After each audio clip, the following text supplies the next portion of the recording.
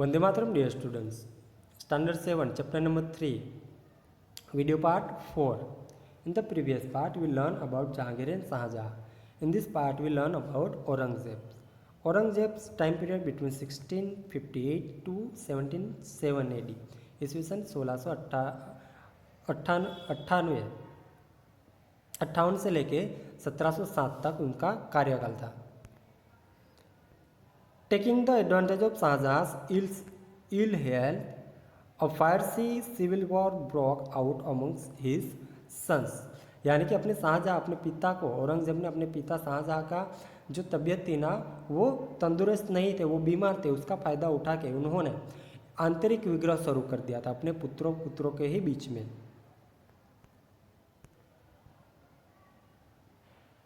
The main struggle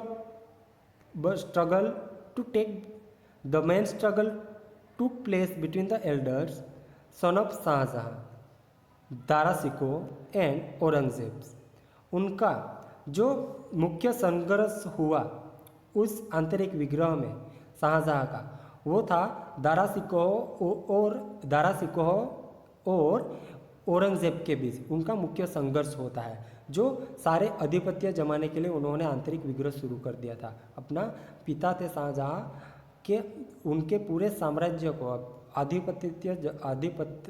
आधिपत्य जमाने के लिए उन्होंने आंतरिक विग्रह शुरू कर दिया था. और शाहजहाँ और पुत्र दारा शिकोह को बीच उनका मुख्य संघर्ष हुआ था.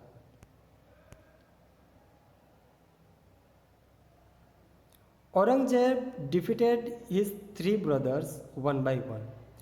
औरंगजेब ने एक के बाद एक अपने ब्रदर्स को हरा दिया.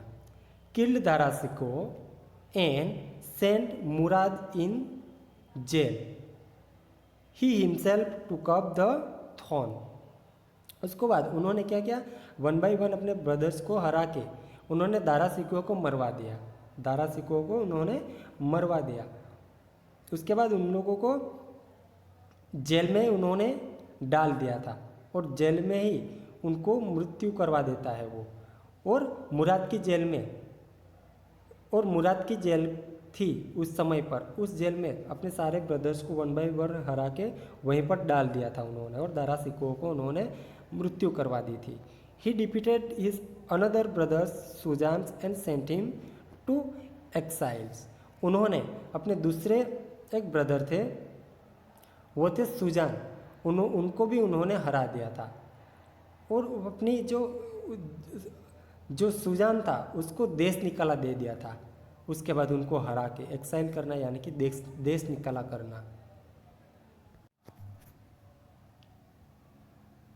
तो औरंगजेब ने सुजान को हरा के देश निकाला दे दिया. उसके बाद Aurangzeb ruled for about 50 years. Aurangzeb ने उसके बाद 50 साल तक शासन किया.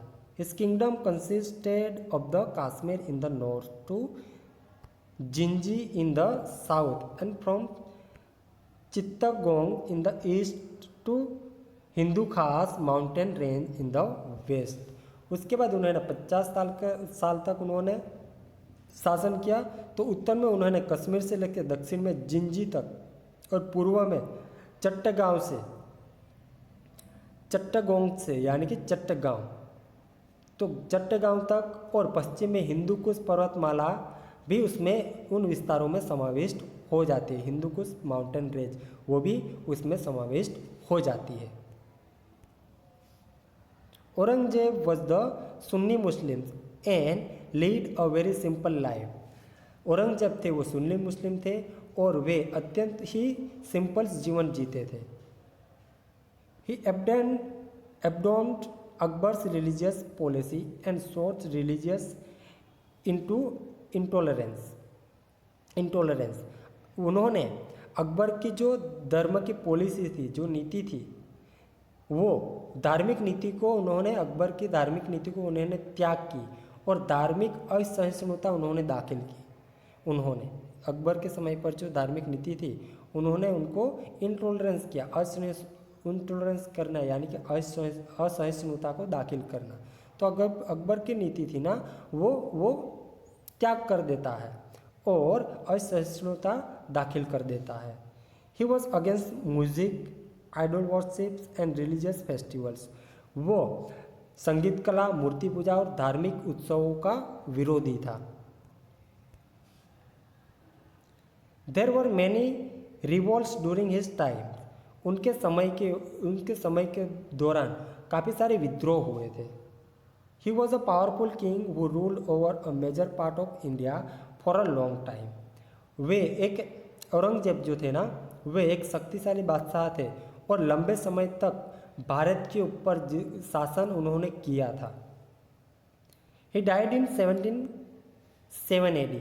उनकी मृत्यु 1707 में हो जाती है। आफ्टर हिज डेथ, उनकी मृत्यु के बाद, some weak rulers came to resulting in the fall of the Mughal empire. उनकी मृत्यु के बाद कुछ जो निर्बल शासक थे ना, वो गादी के ऊपर आते हैं और मुगल साम्राज्य का पतन का आरंभ उस समय पर हो जाता है।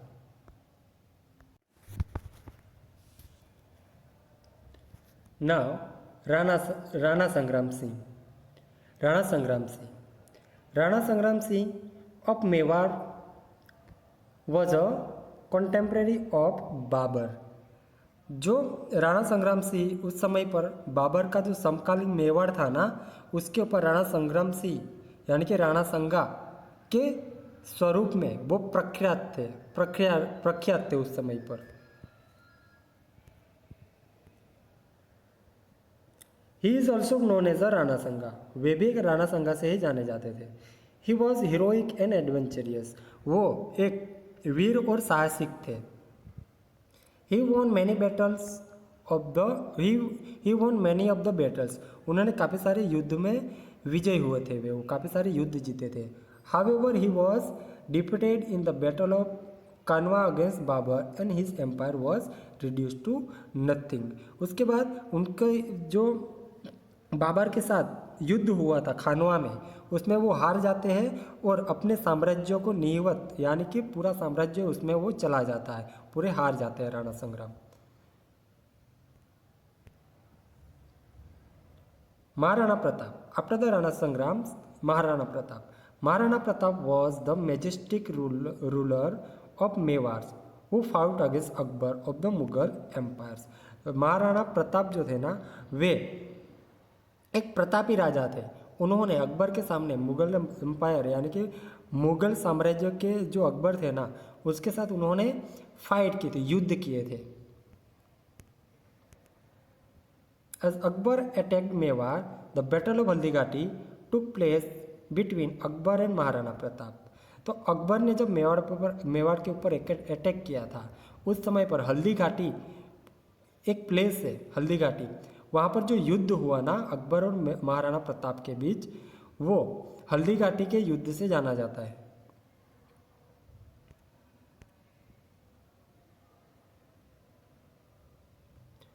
Akbar was victorious, but Maharana Pratap established his power in the adjoining areas of Udaipur.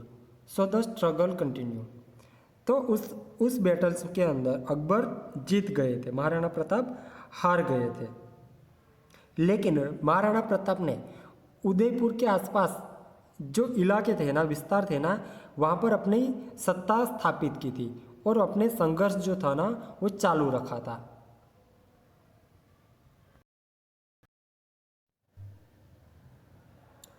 This is a picture of Maharana Pratap.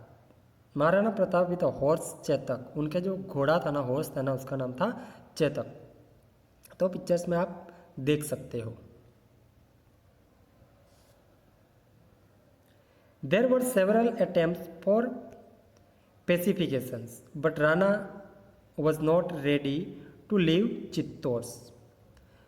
तो अकबर के बीच उनके बहुत ही संघर्ष हुए, पर जो राणा प्रताप थे ना, वो चित्तौड़ छोड़ने के लिए तैयार नहीं थे।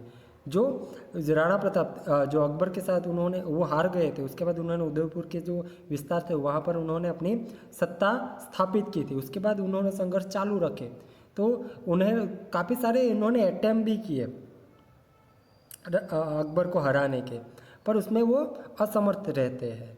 वो उनके प्रयत्न होते हैं वो निष्फल जाते हैं, तो निष्फल जाते हैं, पर वो जो है ना वो चित्तौड़ छोड़ने के लिए राजी नहीं थे।